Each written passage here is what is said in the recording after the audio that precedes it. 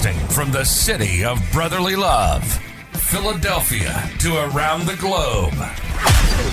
You're listening to Shark Bite Biz, your exclusive place for business strategy, sales, marketing, and tech in the roaring 20s. And now, here's your host, David Strausser. Welcome to the newest episode, the premiere episode of Season 3 of Shark Bite Biz. As always, I'm your sometimes glamorous, sometimes rock star host, David Strausser, and this is your place to learn how to grow a business during complete chaos. Amazing episode again for you all today to kick off this Season 3. It's something different. We love independent creators, and we got one for the show today. One of the deeper and more raw discussions we've had on this show. You're gonna love it. First though, remember, if you're watching us on YouTube, you can join the channel. Support us. For only $3 a month, you can become a baby shark. Now, if money through big tech isn't your thing, don't worry, I got you.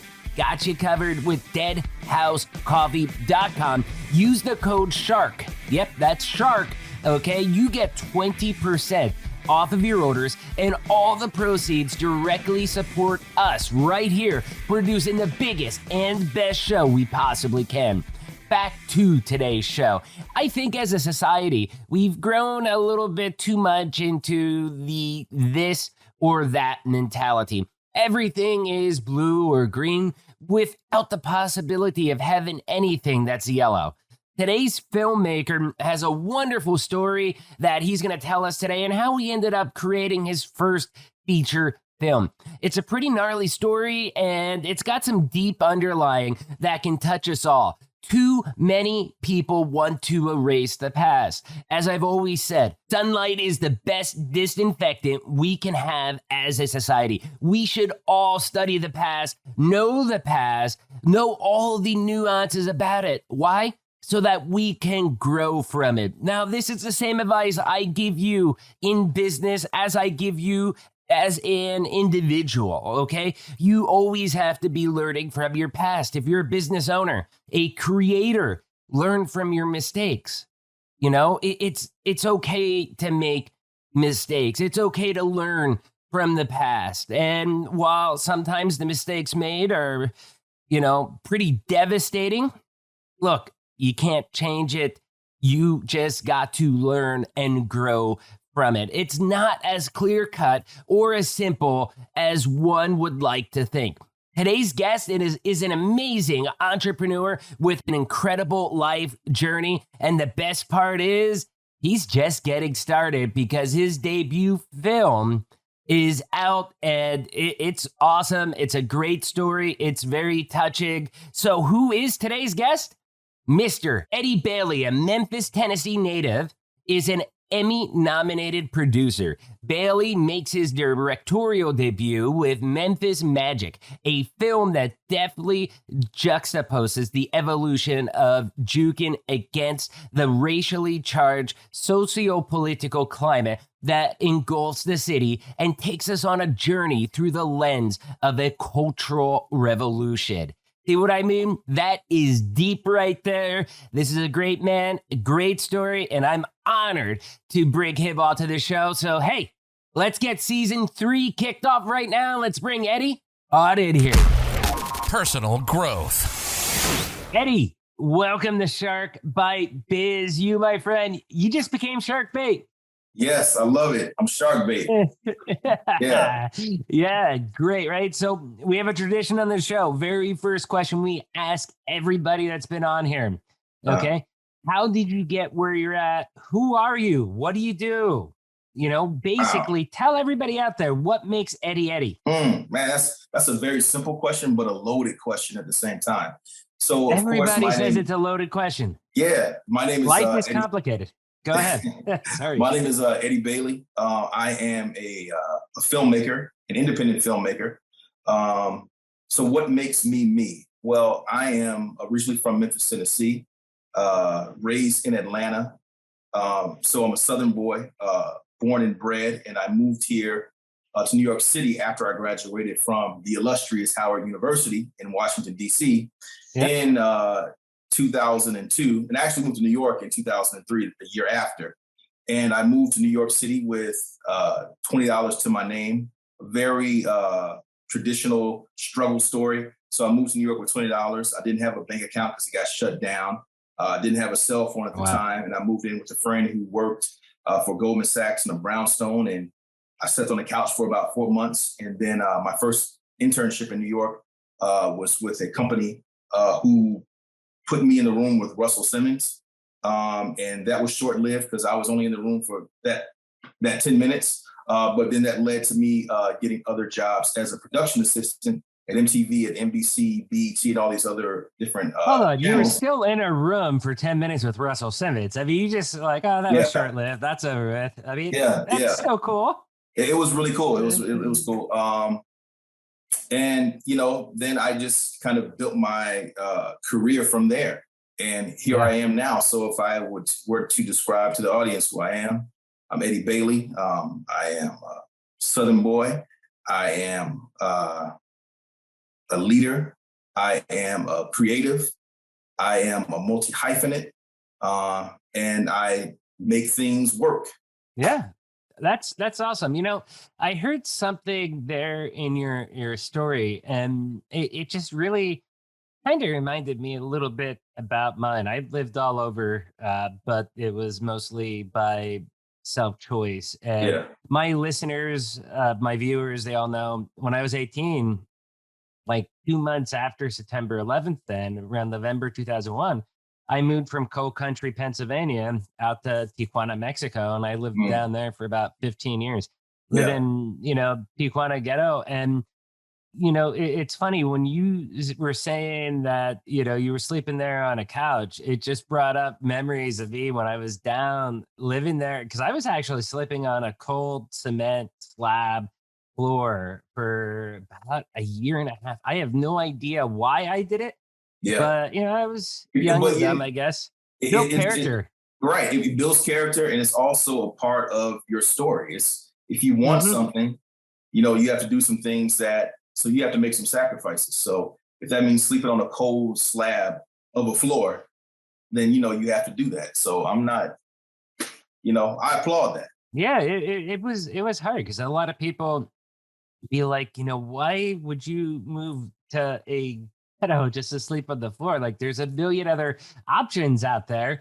And I mean, I wanted to live internationally. I mean, this is what I had to do. I was 18 and I didn't have any other formal education, and I just kind of forged my own path to get where I'm at. And I view that there's some similarities between both you and me, because it sounds very much just from your intro that you also didn't have everything given to you, that you've had to kind of dream it and then work to achieve that dream.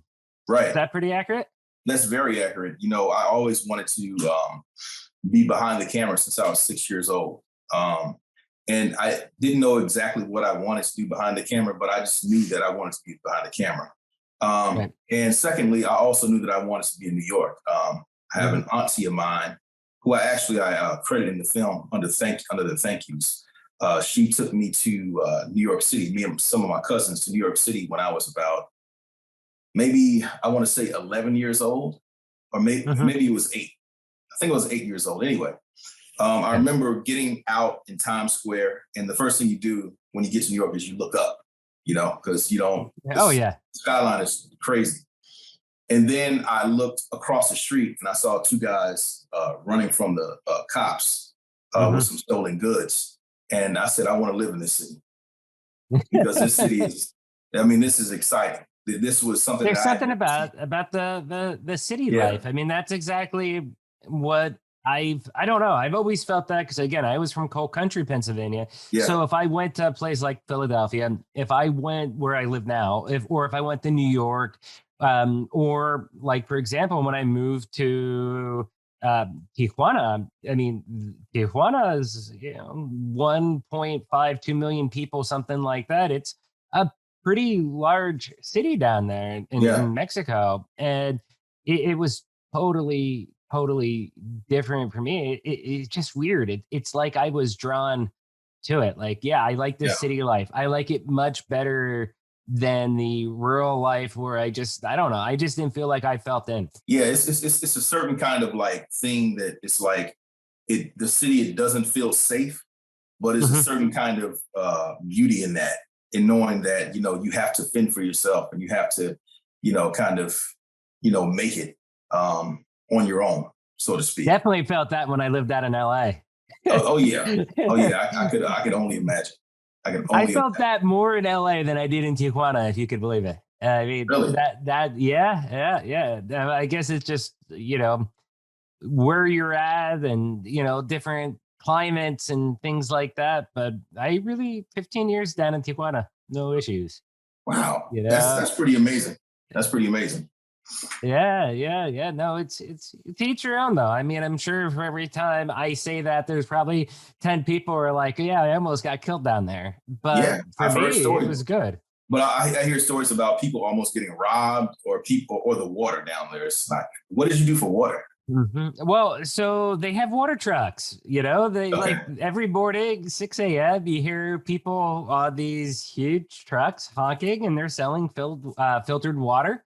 Oh my. And you would do that, or you'd go to the water store, and you With buy water. 15 years, Yeah, that's a long it time. did. Now, towards the end, it did get a little bit old. Some of the things that I used to embrace when I was younger, Yeah. I started getting cranky about it in my Mm, early 30s. It mm. was like, maybe this isn't as cool anymore, and eventually ended up moving up towards, well, first San Diego.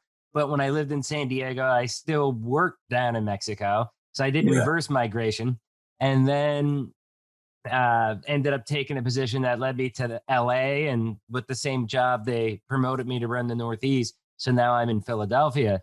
Yeah. But life is definitely a journey, and I respect that from your story. Now, one other thing that you mentioned is that from the age of 6, you always knew that you wanted to be behind the camera. Why did you feel behind the camera instead of in front of the camera? Well, I knew I didn't want to be in front because I guess I didn't want that much attention.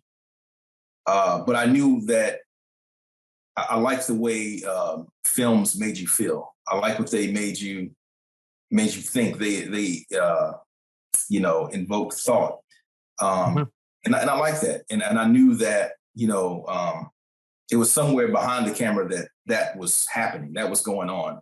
These people mhm, behind the camera were making you feel a certain way when you watch different films. Like when I was growing up, I loved A Bronx Tale. That was mhm. one of my favorite movies back then. So different films like that make you feel a certain way, and especially if you can kind of capture the attention or capture a moment in time in history in that film. Then your film becomes not only relevant to the time, but also relevant throughout the echoes of the universe, because it's everlasting. So So no, that's really, really interesting what you're saying. And I think it's very valid and truthful as well too, because like, for example, we just had Soledad O'Brien on the show, mm, award winning, famous, super famous big time. journalist. And yeah, big time journalist. And she was telling me that, I forget if this is during the interview or if it's off camera, but one of the things that she loves about journalism is being able to tell the stories. They're not necessarily her Yeah. story. Right. It's not like she's writing the script, but she sees these different things. And she gave like about a father that was holding his 3-year-old Right. kid that got swooped up into a tsunami and stuff like that, and Right. being able to tell those real stories and tell it in a way that emotionally grapples with people is one of the Yeah. things that motivates her. Sounds like you have a lot in common. That's what like the angle that you're going out with too, as far as being that storyteller. Definitely. I think that it's important for filmmakers and journalists alike to um, articulate stories for people that sometimes they can't articulate. So you Mhm. articulate it in a visual way, right? And Right. so for me as a filmmaker, one of my purposes as a filmmaker is to tell the story of Black Americans in a way that only a Black American can tell a story, right? And so I take that and, I take these stories and I look at them totally different from how, people that aren't Black American would look at them. And so I have a very interesting perspective. And like Soledad O'Brien, so does she. And so I think it's important that, people from specific communities tell their own stories and tell the stories in a way that only they can tell it. And so, yeah, and also too, not just, limited to my experience, but also it's important for a storyteller to be able to tell the stories of other people from different cultures, right? And so I think that's one of the things about storytellers that are great. You can take this story and you can just you make it own in the sense of it's coming from your perspective, but without sacrificing or denigrating the integrity of that person's story, right? So you just, you always want to be honest in telling your story and forthright, but especially I think with the subjects that you're talking about. I mean, you want to. I think you don't want to have the label like, oh, there's an agenda behind this. And I think from what I'm hearing, you're trying to tell the true, raw, gritty story, whether good, bad, whatever it may be. You're trying to get that out without the appearances that you're trying to go towards a specific narrative. Is that correct? Yeah. Well, I would say yes and no. I think that, it's traditionally in filmmaking and more than filmmaking in journalism, you want to tell a unbiased story, right?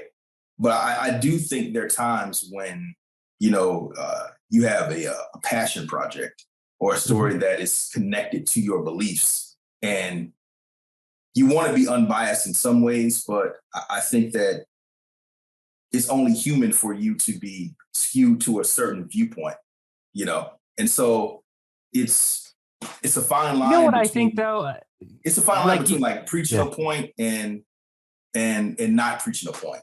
And so you have to kind of find that middle ground. So, one thing we try our best not to do is, talk too much about politics, stuff like that on the show, because it is a business show. But I think that you're bringing up some valid points in some of these things. And I will say, on the topic of America, I do think that, people aren't too much into camps, whether it's this camp or that camp. And I think they don't understand the full nuances of a lot of situations. And I say that because I know you're coming from things from the racial aspect. And yes, you may see me as a white guy per se, but my wife's Peruvian, my son is Mexican, and then I have 2 Peruvian children. So we have a very multicultural household. And, that's given us a lot of very unique situations in our family. My daughter, she's Peruvian, she grew up speaking Spanish, but yet she looks like Elsa. And when she was growing up in the, place like LA, that wasn't as easy for her.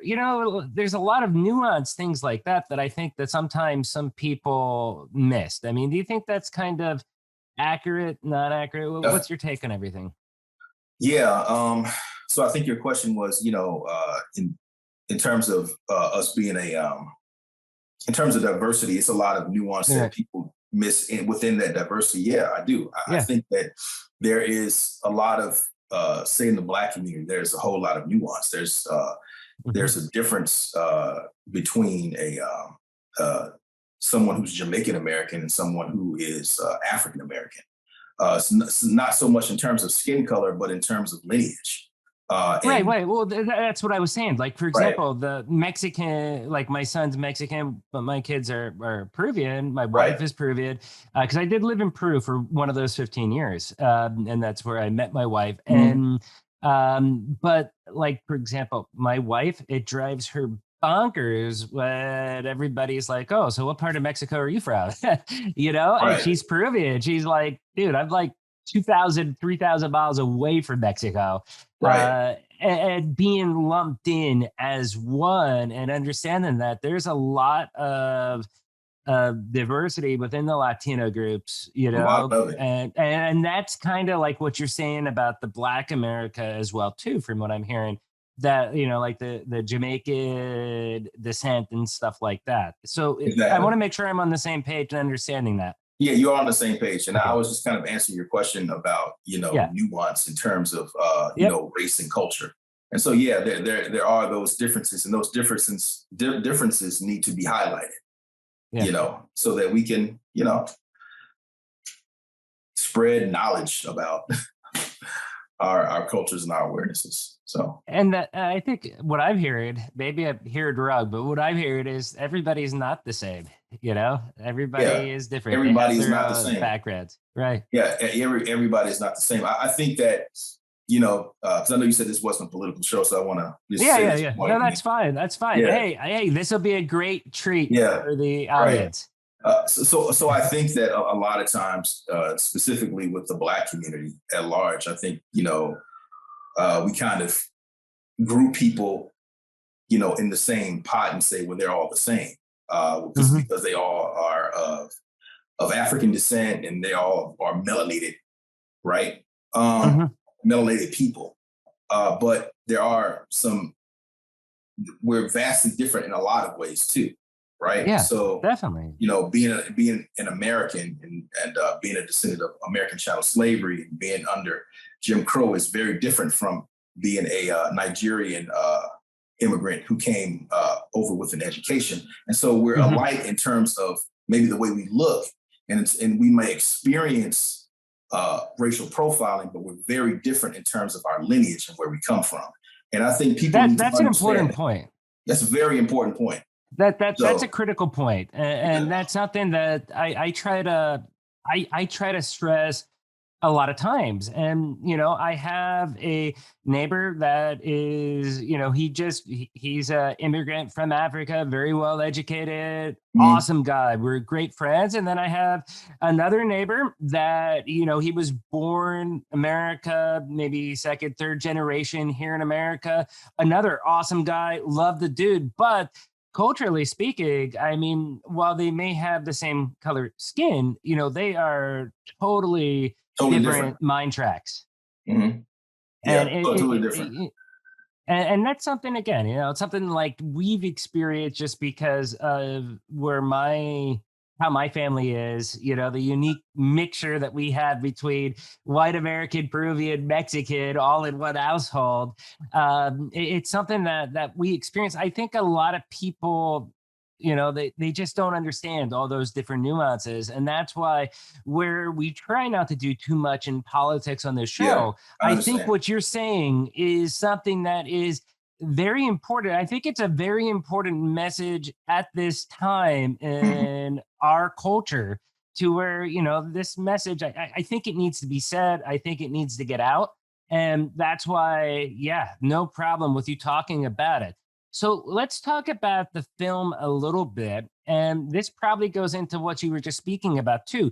But why is the film important, not just to Memphis, but also to America? Well, Memphis Magic is important because, first of all, it's a story. It's a film about really about Memphis history, which is really Mhm. American history. So, Memphis Magic is a film that takes a look at the socioeconomics and racial politics of Memphis, and we do that through the lens of a dance style called Memphis Juking, excuse me, that looks Yeah. like urban ballet, right? You said Memphis Jukin?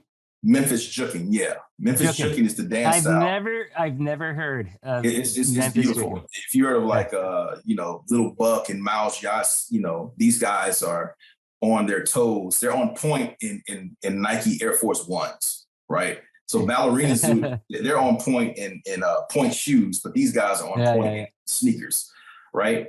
And so, you know, when I would go travel to Memphis, because that's my hometown, when I would travel to Memphis, I would see this dance and I would say, so, you know, where does this dance, how long has this dance been around? You know, because it looks so evolved. And they said 30 years. And then my question was, so if this dance has been around for 30 years, then why doesn't anyone know about it? And then their answer was because Memphis doesn't have a lot of avenues. This is kind of answering your question. And I said, oh, Memphis doesn't have a lot of avenues because of the socioeconomics and racial politics of Memphis. And we have to talk about that history.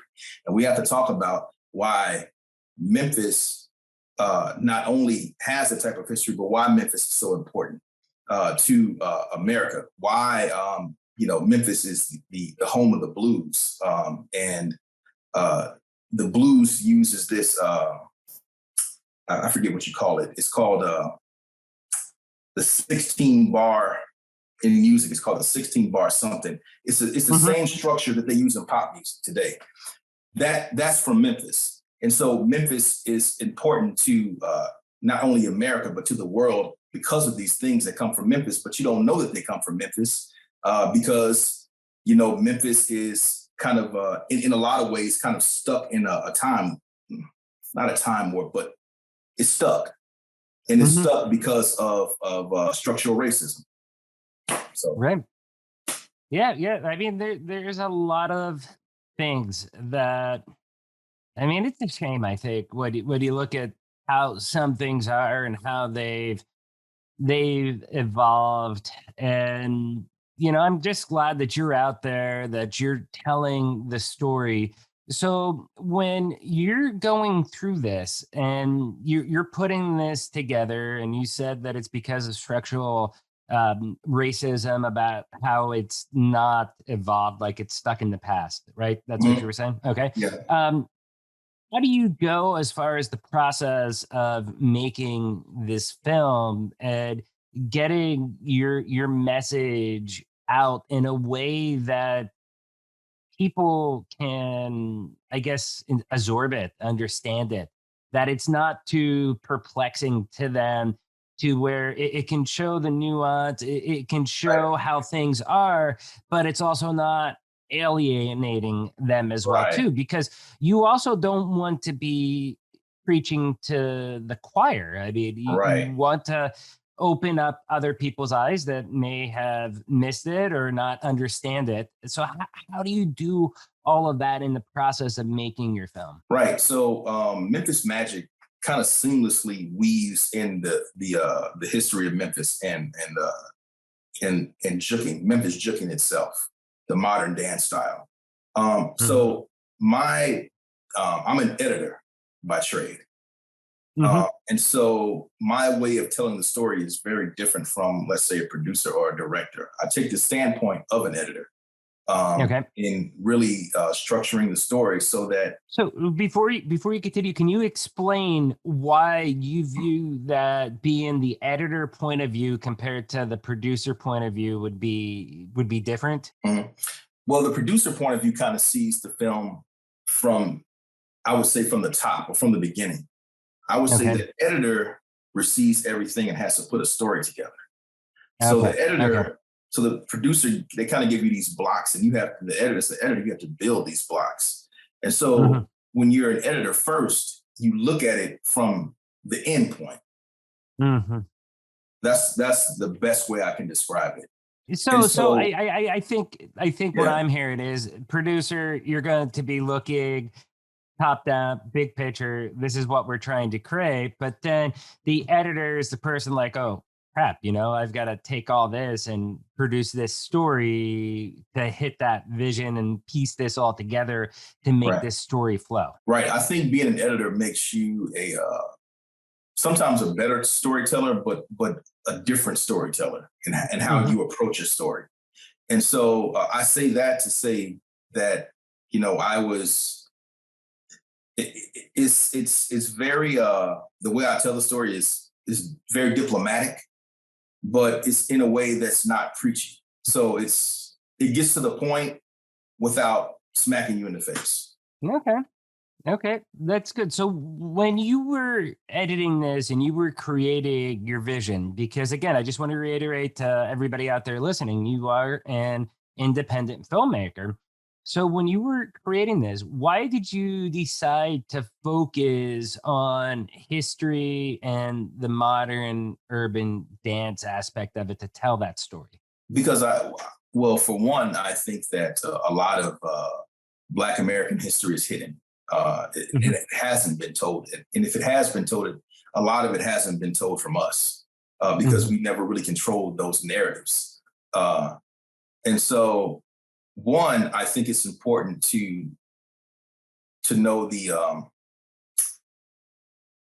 history of Memphis because of not only Memphis but history in general. Because the more you know about your history, the more you know yourself, and Right. the more you know history, the more you know why certain things are important and why you do certain things and where things come from. There's a source or foundation for where it comes from. And in terms of Black American history, a lot of that history was created and formulated in slavery and in Jim Crow. And so you have to be able to tell those stories in a way that connect to the modern day world for people to feel like it's important to them. Because if you don't connect it to today, then why is it important to me?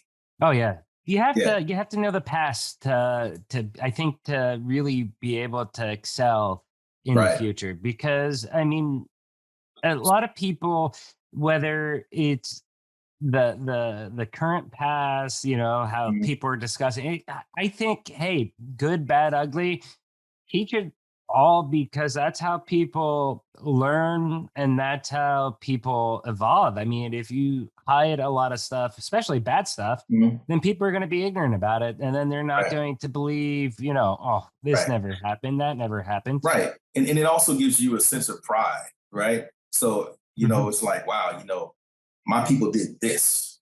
So when you Right. see Memphis Magic, you'll see that, and you'll see a lot of things. But it's really a modern day civil rights film. That's what it really is. And so Yeah. I think that it's a very different documentary in that you generally don't see urban dance and history together like that. Yeah. You just don't see that, and so it's very different in that way. But I think that different, especially in this kind of microwave day and age, is really good. So Oh yeah, definitely, definitely, definitely. It sounds amazing. I want to ask you about the film itself. Are there any specific stories that really, really stand out to you that are in the film? the story, a lot of people like this story that see the film. The story about Robert Church. Um, Robert Church. Okay. Robert Church. And I'll just tell you a little bit of the story so that I won't give away everything. But Robert Church Sr. was an enslaved Black man who was freed after the Civil War. His father was his slave owner. His father was white, and his mother was a slave. And he spent a lot of time with his father. He spent a lot of time with his father on Mississippi River steamboats. And so his father was in the business, not only in the slave owning business, but his father was in the business of gambling and all that kind of stuff. So he learned a lot from being with his father. So when he was freed, he became what is known as the South's first wealthy Black man, right? Wow. Now, some sources say he was probably only worth 700,000 at that time, but 700,000 in the 1870s is Right. what How many what millions is that today? how many millions is that today, right? And Yeah. so then he had a son named Robert Church Jr. who was more political, Mhm. right? He wasn't such a business tycoon, although he inherited a lot of those business qualities, but he was more of a political guy. And if you know Memphis, you know about E.H. Crump, locally known as Boss Crump. and you know about their relationship and how that relationship devours and puts a stronghold, a strangle on the Black community for many, many years to come. And so that's one of the stories that kind of stick out about Memphis Majic. And it's also, too, I want to say this. I call it Memphis Majic because, and it's Memphis Majic with the J. Here's my T-shirt right here. Yep. J, right? I call it Memphis Majic because, you know, it's a title of irony, because the magic never really got an opportunity to happen in Memphis because of structural racism, right? So it could be magic, but it's just not. It's not. It has the potential, but it's not there. And the actual font of this is actually the font on the poster, on the film poster, comes from a song called the Memphis Blues. So if you look up the Memphis Blues, the font is like that, right? And the Memphis Blues was done by a man named W.C. Handy, who was called the father of the blues, who was, who was on Beale Street in Memphis creating these blues records. The Memphis Blues was the first song with blues in the title. So it was the first time that the blues was introduced as the blues to the United States and to the world, right? I'm a huge blues fan. I love blues. I mean, I like, my favorite band is probably Aerosmith, for example. And a lot of Aerosmith, especially the earlier music, was very influenced from a lot of these great blues players from Rolling Stones too. Rolling Stones too. And that's where a lot of those, there's a lot of bands. I mean, anybody that likes classic rock, a lot of that music actually, came inspired from the blues. I mean, it's basically a harder, maybe faster pitched version of, the blues music. And it's good stuff. Yeah, it's great stuff. And so, so the font of Memphis Majic was based off the album cover, because the album cover, the words go, Mr. Crump don't like no, what does he say? Pretty much stragglers here. And so, but what happened in those days, because of this thing called convict leasing that happened in Jim Crow, if you were a Black man, if you were just loitering, if you didn't have a job, because they didn't have jobs back then, unless you were like a sharecropper, they were just, these companies would come and just pick you up and take you somewhere to, whether it be a sharecropping field or some field, and sometimes you would never be seen again. It's called convict leasing. So it was like legal slave catching almost, right? This was in the 1900s.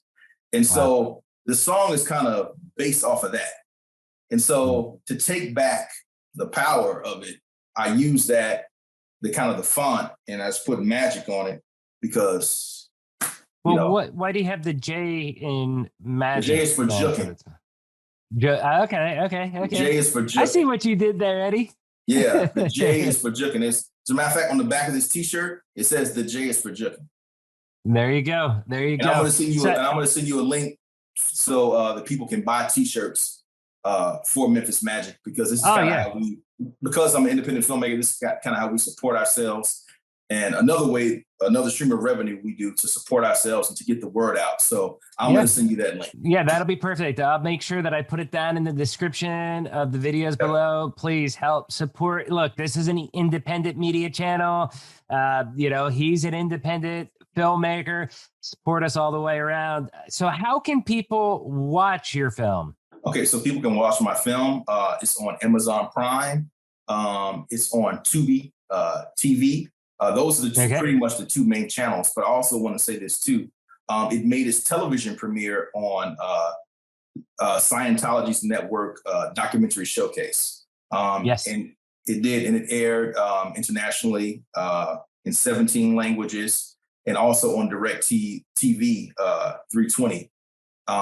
And it was just, they were the first television company to pick it up. So that license kind of ran out, but I just do want to, give them their shout out in that. And it was good because, their documentary showcase which is totally different from the religious part of Scientology. It's like the more secular part. The documentary showcase, they have these string of documentaries that they're really focused on social consciousness, right? And they, take these independent filmmakers, they license their films out to be on the network for however amount of time. And, they really give you a lot of good promotion in terms of getting the word out. So, part of Memphis Magic's success is they hooked us up to be on their platform. Exactly.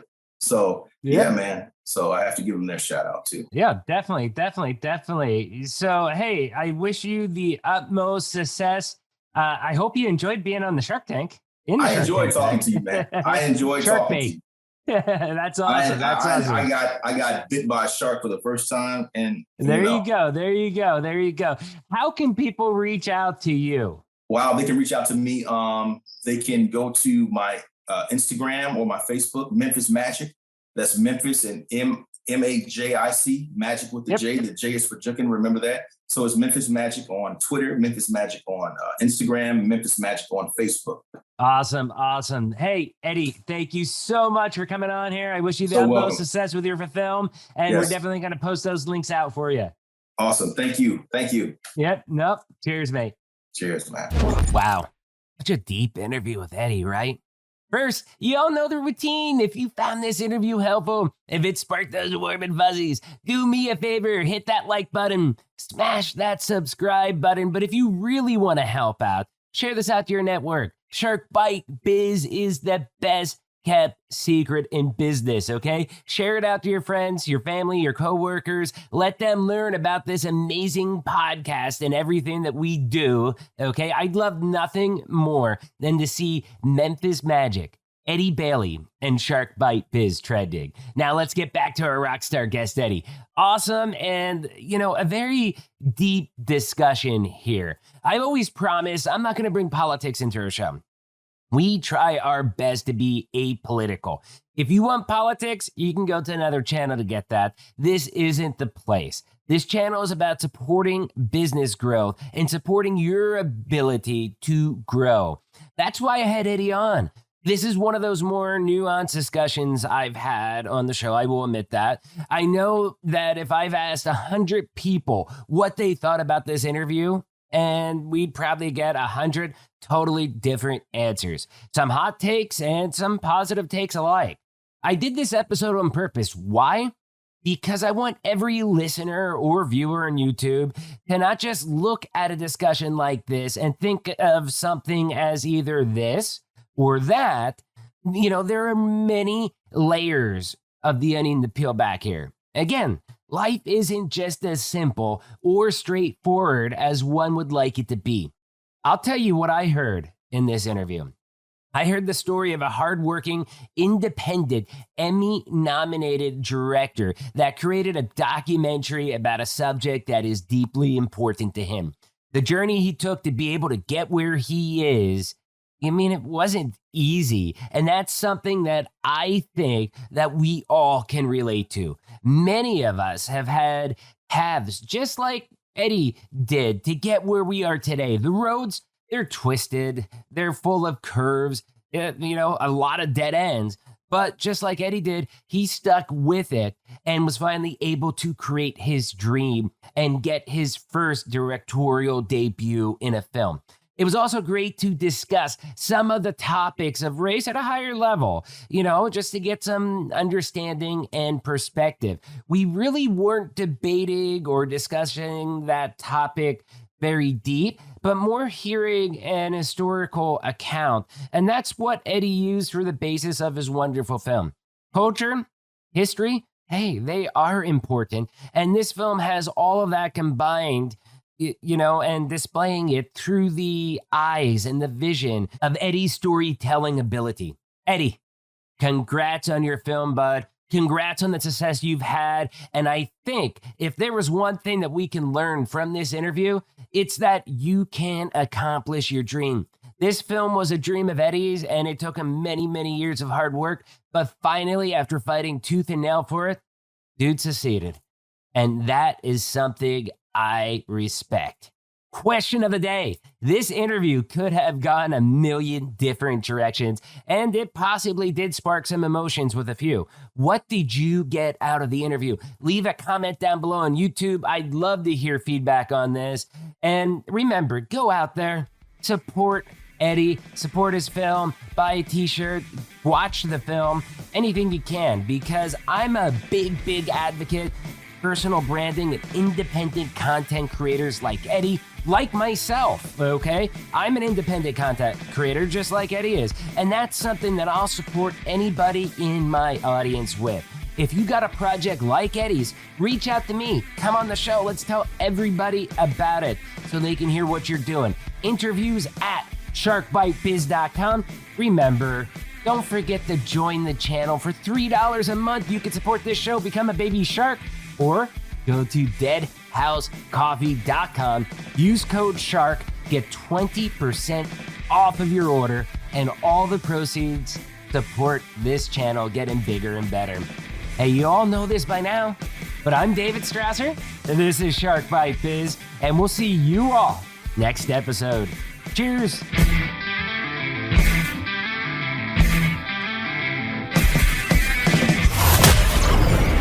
Thank you for listening to Shark Bite Biz. We hope you got some insightful info from this podcast. Be sure to subscribe to us through your favorite podcast app and visit us on the web at www.sharkbitebiz.com. How has business changed for you in the 20s? Email us at podcast@sharkbitebiz.com so you can join us and share your story.